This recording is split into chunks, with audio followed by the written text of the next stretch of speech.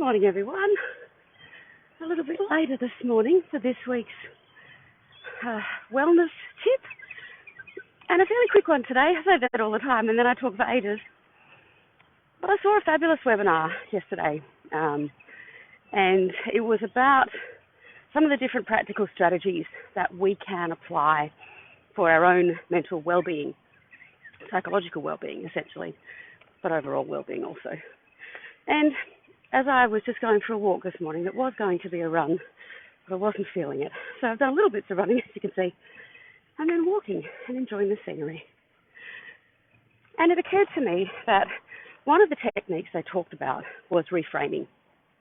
And reframing is very, very useful if we're going through a difficult circumstance. And in every difficult circumstance that we face, there are elements that we can control, and there are elements that we can influence. And some people also call that wider circle of influence a circle of concern.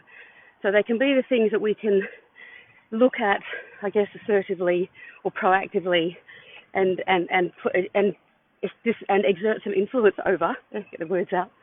And they can also be things if we're not feeling very proactive at that time, which often happens when we're in difficult circumstances. We can worry about those things.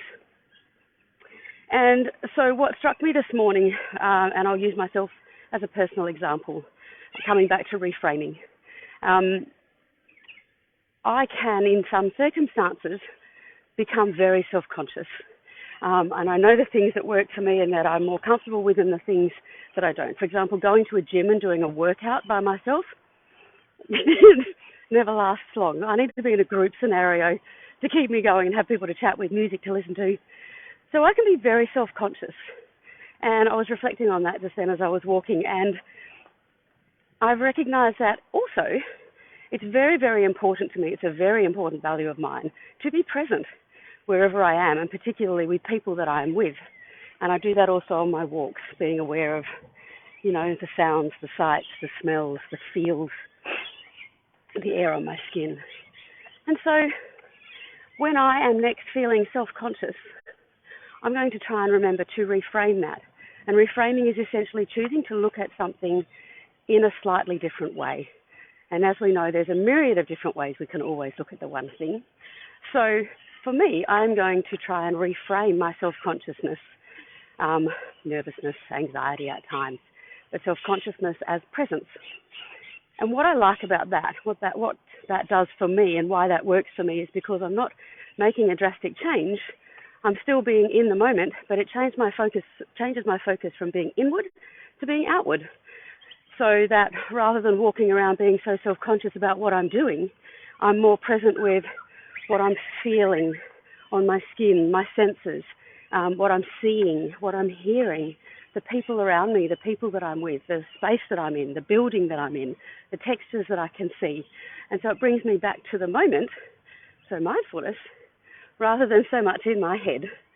So, I hope that helps people to understand when they hear the word reframing, what that kind of means in a very general sense. And that helps us to bring us back to the sphere of things that we can influence and the things that we can control. How we feel or how we choose to think about something is within our control. It takes a practice. And that practice leads to rewiring of the brain, so neuroplasticity. So if we can persist with it, then it does become a lot easier. So I'm going to try that. I hope that helps somebody. Have a spectacular Wednesday.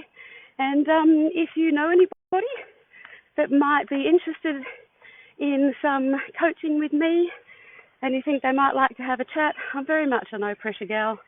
Love all of the conversations in this wellness space, regardless of the issue. If it's affecting you and it's affecting your well-being, I'm happy to talk to you about it. So please share this video far and wide. Have a spectacular day. And if you need to reframe some things, give it a crack. See how you feel afterwards. Bye all.